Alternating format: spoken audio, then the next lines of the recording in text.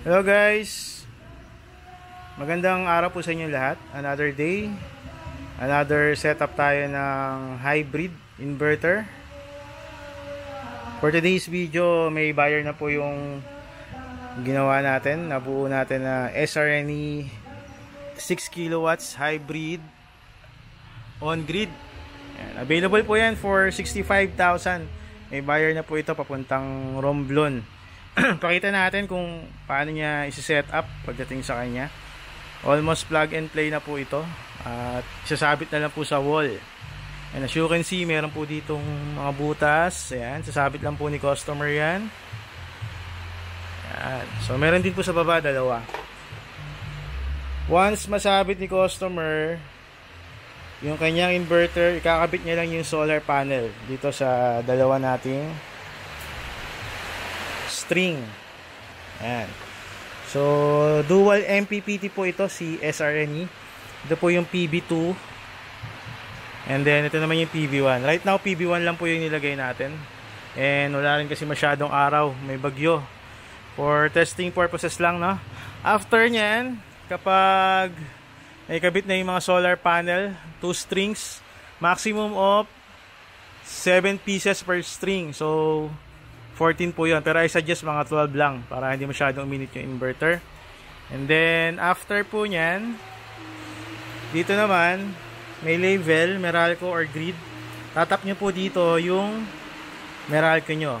So sa case natin, eto, pansamantala lang po ito. Naglagay tayo ng 10 AWG directly dito sa ating Meralco. Ayan, sa NEMA. Pero I suggest dapat po 8 AWG yung gamitin nyo para hindi uminit yung ating wire. So after may tap si grid, dito nyo po itatap yung load. Ayan. So lahat po ng, depende po sa inyo. Since 6 kilowatts na po ito yung inverter natin, possible naman na itap na natin dito yung buong bahay natin. Para sa mga typical na bahay lang, ha, kaya na yung 6 kilowatts. Pero kung malaking bahay ka, pwede mong itap lang dito yung mga emergency na appliances lang like ilaw, ref, isang aircon, convenience outlet. So depende pa rin po sa inyo yan kung ano gusto nyo. Basta pagka ginagamit nyo yung off-grid side nya, limited po siya sa 6 kilowatts na output. Huwag po lalagpas doon. Okay, so ganun lang. After maset yung mga wirings natin, ang una natin gagawin ay bubuhayin natin yung battery breaker. Ito.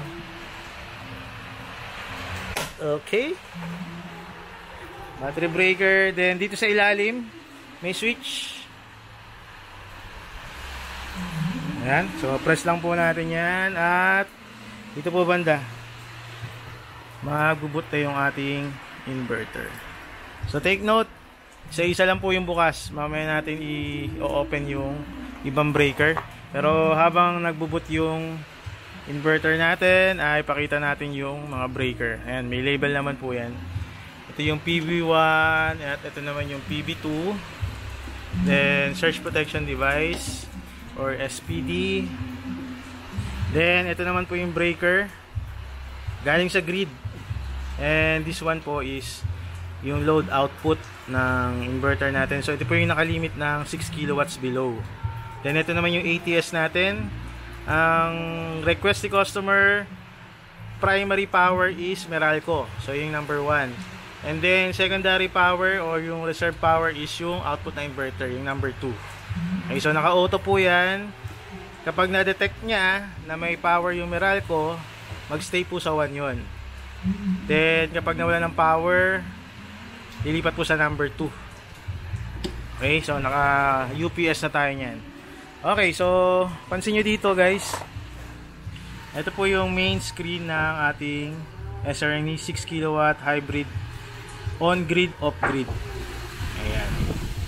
So battery 87%, and then pinapower up yung inverter papunta dito sa home load.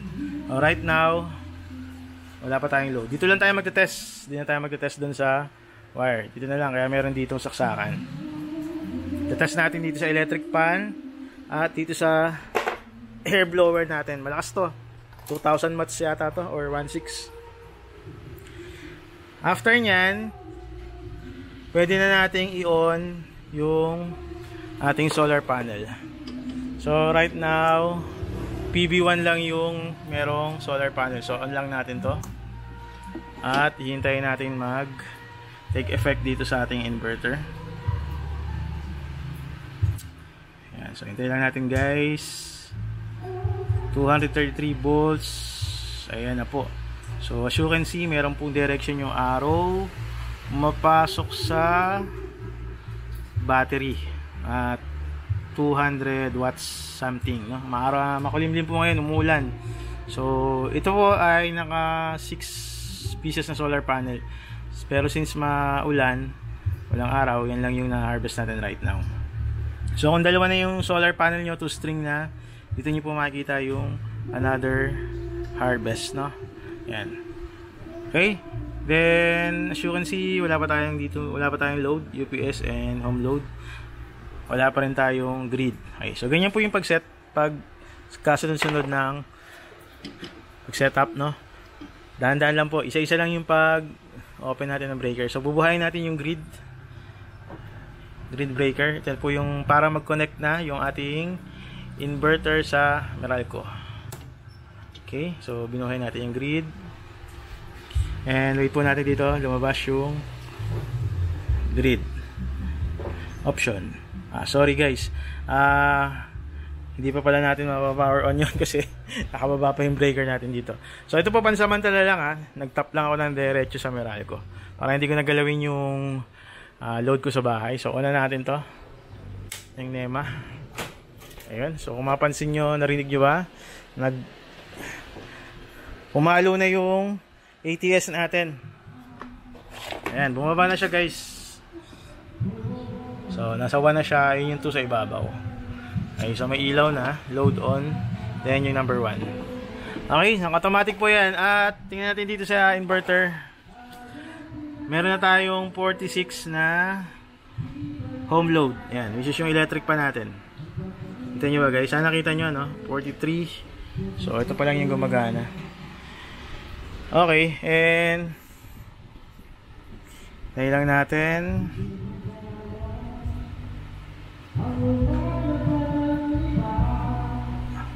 Bumalik yung kanyang arrow. Okay, so i-on na natin yung inverter output.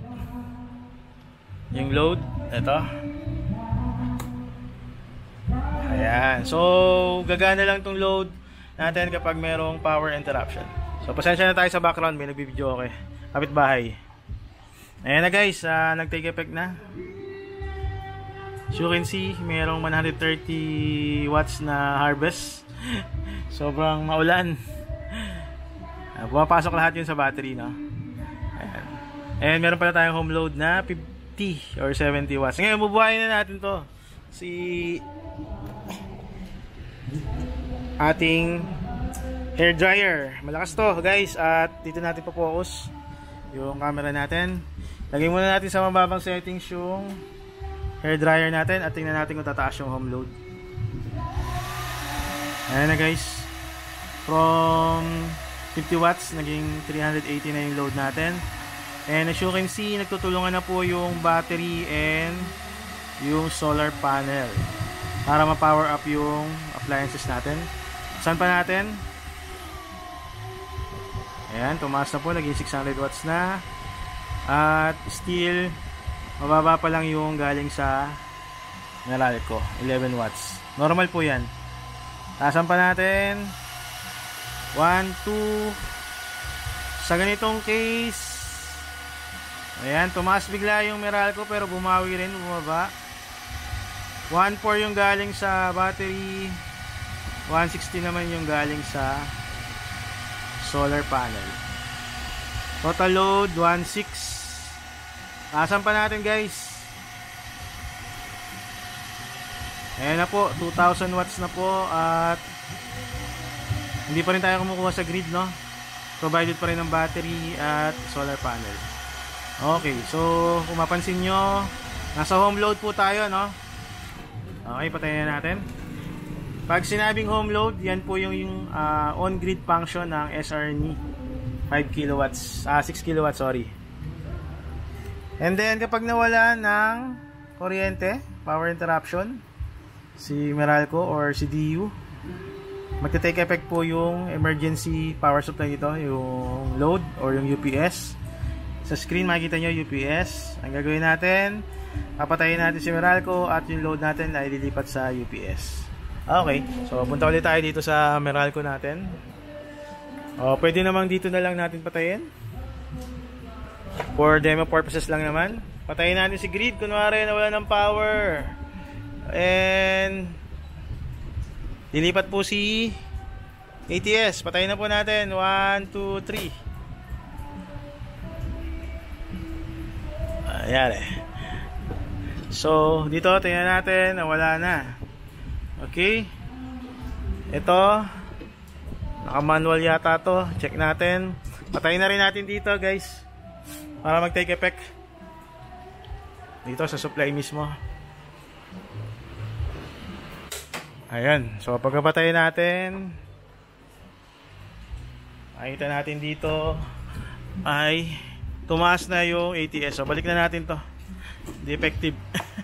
Ayan guys. So nasa number 2 na yung ating switch, meaning ay UPS na po yung gumagana or inverter. Ito po yung kailangan i-take note nyo, may limit po siya na 6 kilowatts, no?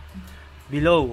Ayan. So pag number 2, naka emergency power supply na po tayo dyan, or yung tinatawag natin UPS. And pag tinignan natin dito sa ating display, wala na pong home load. Ayan, 0 na po yung home load. Nasa UPS na po siya. Okay, then buhayin natin yung hair dryer natin. Ayan. Okay, tumataas na po. 1931.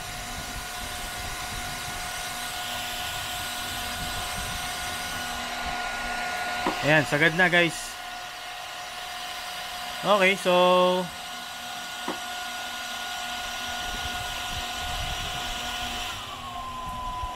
okay.